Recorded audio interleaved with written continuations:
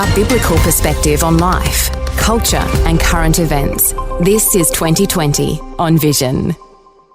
A focus today on a dimension of Jesus' life that is not often talked about. What was shaping Jesus in his childhood, in his teenage years, and in his early 20s?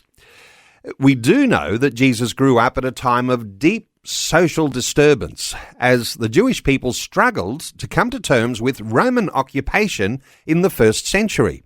Well, a new book by a world authority on the first century world is exploring the question, what would Jesus have witnessed, experienced, and felt as a boy growing up in first century Galilee? Joan Taylor is Professor Emerita at King's College in London, and King's College, one of the top 20 universities in the world. Her new book is called Boy Jesus, Growing Up Judean in Turbulent Times. Joan Taylor's expertise is in Christian origins and Second Temple Judaism. Joan, a special welcome along to 2020. Thanks for having me. Thanks for inviting me today. Now, Joan, as we talk about what was going on in those early decades of the first century, we're not given a lot of insight around the biblical accounts, but there is something I just want to refer to because you also edited an earlier book, and it'll strike a chord with some and it might be even confronting for others, but you wrote a book and edited it called Jesus and Brian, exploring the historical Jesus and his times via Monty Python's Life of Brian. When we're talking about those early decades, I mean, Life of Brian might have got things a whole lot wrong, but there's at least the thought that I wonder what was going on. How do you reflect on those early decades and your early writing? Well, actually, yes.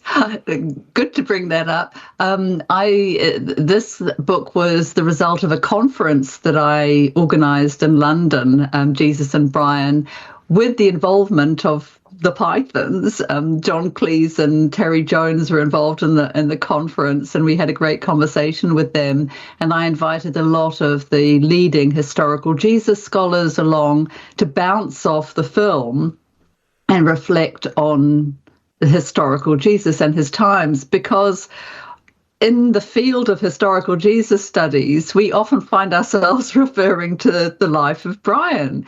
And we realised that the Pythons had really done their homework in terms of some aspects of the times. And even though it's a totally absurd story, there's a kind of comic take on things that actually are quite authentic. So it was a good chance to, have quite a light-hearted but insightful look at the times of Jesus through the film Monty Python's Life of Brian, and it's a very divisive film. Some people don't like it at all, and in fact, when it first came out, I wouldn't see it because I thought that it was. I thought it was probably blasphemous, and I thought it was insulting to Jesus, and I was one of those people that was quite opposed. I would not set foot and see in the cinemas and see it, and it took a bunch of, would you believe, trainee Catholic priests. They were in Mosgiel and Dunedin to introduced me to the film, and they said, "Oh, come on, you're studying Jesus, you've got to see Life of Brian." And I watched it and thought, yeah, no, this is a really funny and interesting film. I note that John Cleese actually uses the word fascinating when he looks at what you studied, the alternative and the more studious version of what was going on in the first century, because, as you say, they actually did some good work in finding out what was going on in the Roman Empire and the way that the atmosphere must have been in those days. But he's saying fascinating to your work because your work is much, I guess, more likely to be the real thing, taking things seriously, than what their comical way of talking about that first century must have been. Yeah, and they said they were sending up the kinds of grand epic Jesus movies that were coming out of Hollywood, really. That's what they were doing. They weren't sending up Jesus. Far from it. In fact, it became very clear talking to John before the conference and during the conference that he was absolutely fascinated by Jesus and has quite interesting theological reflections. So there you go. Well, I'm not sure we'll talk a lot more about Monty Python and the life of Brian, because what we want is your insights that you've delivered in your new book, Boy Jesus. So Jesus lived at a time of deep social disturbance. This was what was going on in the first 3 decades. How do you describe Roman occupation in those days? And this is the world that Jesus is born into. Well, this is what really drew me in. I wanted to explore that world, and we don't know a lot about the details of Jesus' childhood, but we do know quite a bit about the world through largely the writings of this Jewish historian called Josephus, who lived later on in the 1st century. And he wrote using records of the court historian of Herod, King Herod. His name was Nicolaus of Damascus, and he was a chronicler of Herod's court. And he had access to all sorts of other really good historical records from the Romans and all sorts of other stuff, and also memories. So he wrote about the life and times of people in the 1st century BC through to the 1st century AD. So this is a really important historian for understanding the background of Jesus' times. And it becomes clear when you read Josephus how absolutely appalling it was to live at this time. So even though Josephus is kind of writing for the Romans and had gone Roman later on in his life, he'd turned over to the Roman side, he doesn't shrink from showing terrible things that the Romans did. Sometimes he justifies them, but he really shows their brutality as well. And he shows the brutality of King Herod.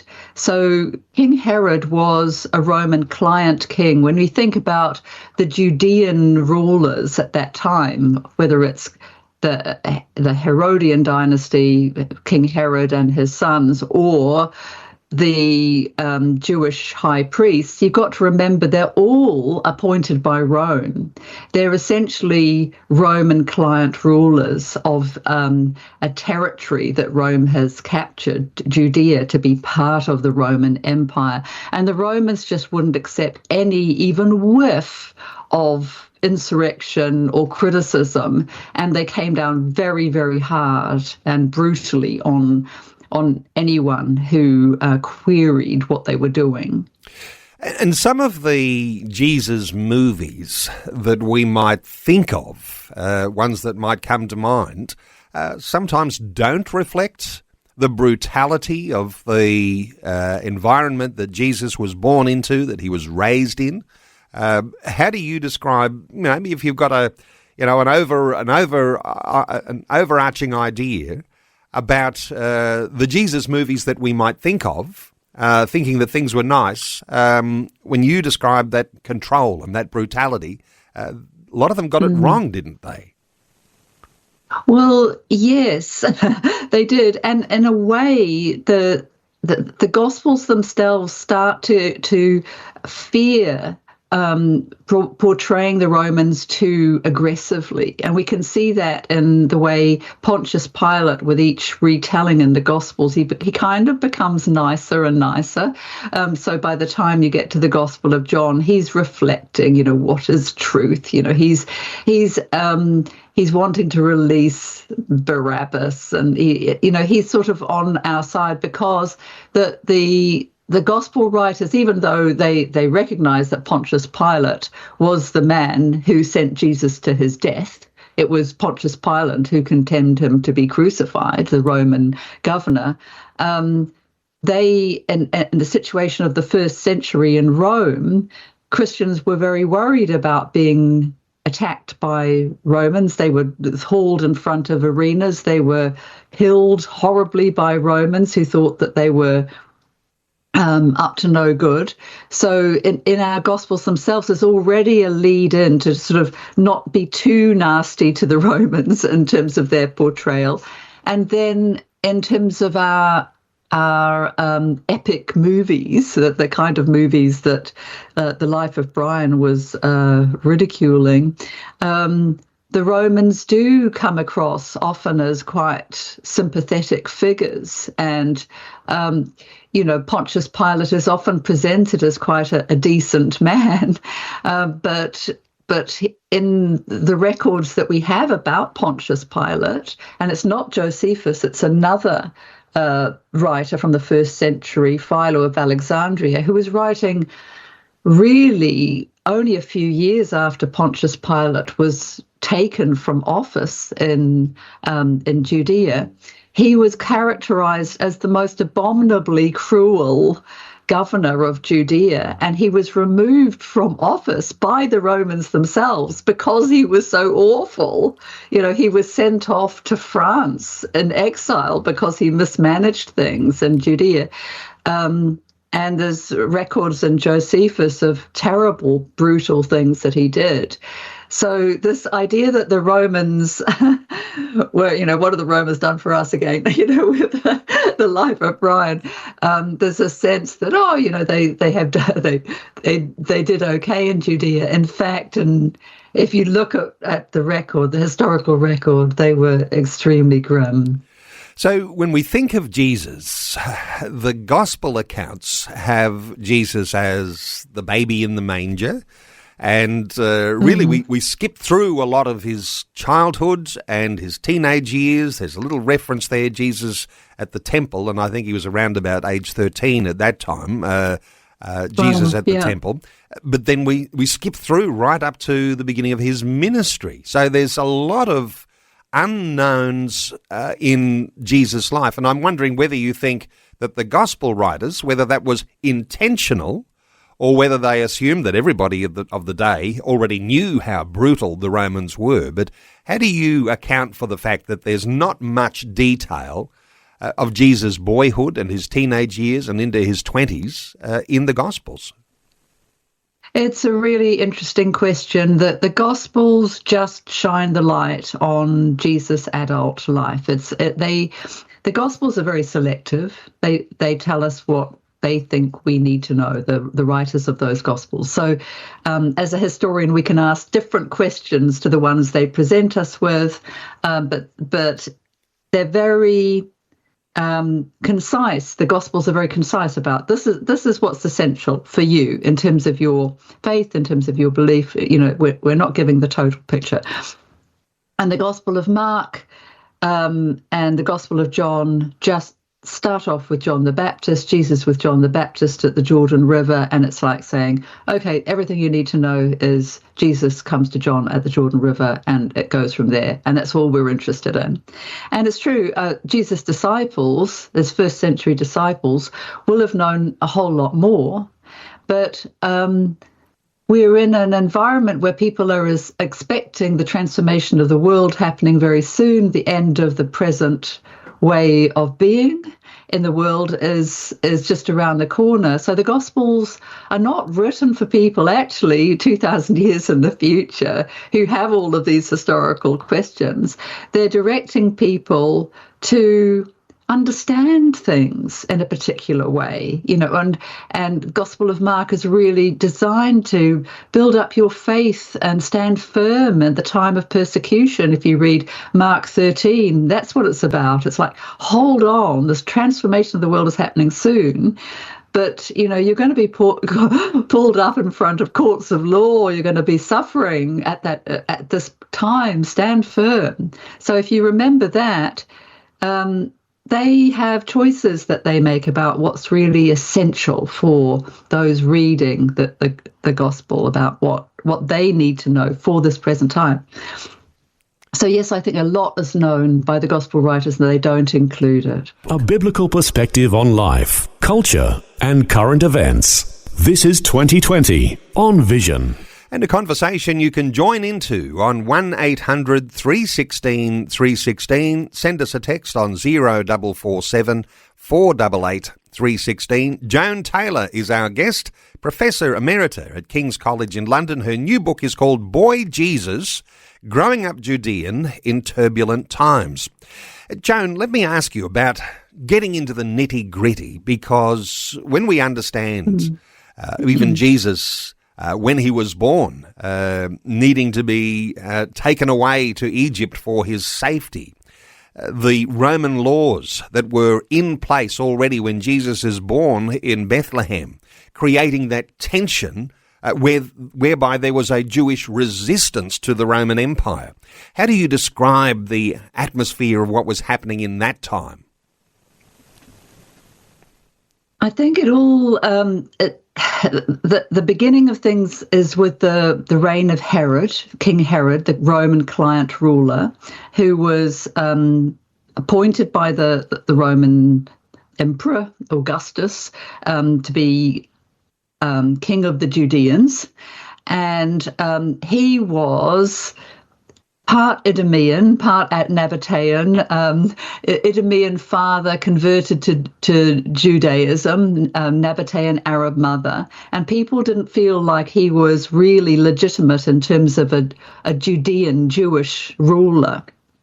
And there was a lot of expectation about God acting in history. There was an expectation thinking back to the prophecies of someone from the line of David coming, and you know, the Messiah would come. The line of David would produce this anointed figure who would rule Israel, who would take over from Herod the Great. And we can see this in our text, that there was a lot of expectation and people enduring this very difficult time of Herod being ruler, because he was ruthless. He killed 3 of his own sons because they were threatening him. He tortured people in his own court. He was killing people right, left, and centre, quite frankly. And he also desecrated the tomb of David in Jerusalem, which I think is very important in terms of Jesus' own family, given that they are from the line of David. Joseph is from the line of David. We've got at the beginning of the Gospel of Matthew the genealogy of Jesus, which is all about, you know, Jesus is from the line of David. Well, readers will have known that Herod went into the tomb in 10 BCE and robbed the tomb of David, took out the treasures that were left there in the center of Jerusalem. And it was just an appalling desecration to people. And it was spurning this idea of a Davidic line being anything of any importance. So that in itself, I think, is very important. And of course, post Herod the Great is when the family, the Holy Family, we're talking about Mary and Joseph and Jesus, returned to Nazareth. And in that time, would Jesus' mother Mary and Joseph, would they have been fearful for the life of their son Jesus? The presence of Roman soldiers constantly? How do you describe Jesus' boyhood given the circumstances? Well, absolutely, you know, trying to put it in a nutshell, absolutely appalling. When Herod died, so Jesus was born, and then Herod dies a few years later. Jesus' family flee to Egypt because they're afraid of Herod. When Herod dies, there's revolution. People occupy the temple. They call for Judean independence. Herod has just done an appalling thing of massacring a whole lot of young students who tried they tore down the Roman eagle from the front of the temple. And there's then this massacre of people in the temple. It's just barbaric, awful stuff. Herod's son Archelaus massacres thousands of people. So we get the story of Joseph and Mary and Jesus returning from Egypt and going to Judea and then swerving off to Galilee, really at this time when terrible things are happening in the temple. So you've got the presence of Roman soldiers everywhere. Lives are at risk. But what about the economy of what was going on at the time? Because governments don't just have soldiers on the street ruling with an iron fist. There's also oppressive taxation at this time. Jesus growing up in this environment. How do you describe the economy of the day? Well, that was one of the reasons for the temple protests, the great protests after Herod died. He was bleeding the community. He was building massive palaces, and if you go to the area today, you'll be able to travel around and see the incredible architectural work of Herod, King Herod. Well, that all comes at a cost, and it comes at the cost of the people of Judea, wider Judea, including Galilee. So Herod needed a lot of funds to do all of this work, and that was one of the reasons he desecrated the tomb of David, to get the treasure from the tomb of David so he could fund more of his own stuff. So it wasn't a case of, now, we hope our taxes are going to be used for the public good. Taxes in those days were they were used by the ruler really to do what they wanted to do. And sometimes that could be publicly good, like aqueducts, but often it was for their own self-aggrandizement and personal wealth, or military campaigns or whatever. So it's a different understanding of what taxation was about in the ancient world. And of course, is it enlightening to understand that Jesus chose one of his disciples, Matthew, a tax collector, and that in the Gospels you have the meeting with Zacchaeus, who was called a chief tax collector. That was a confronting thing for people who would be followers of Jesus, that these people would be they would be aligned with a brutal Roman Empire.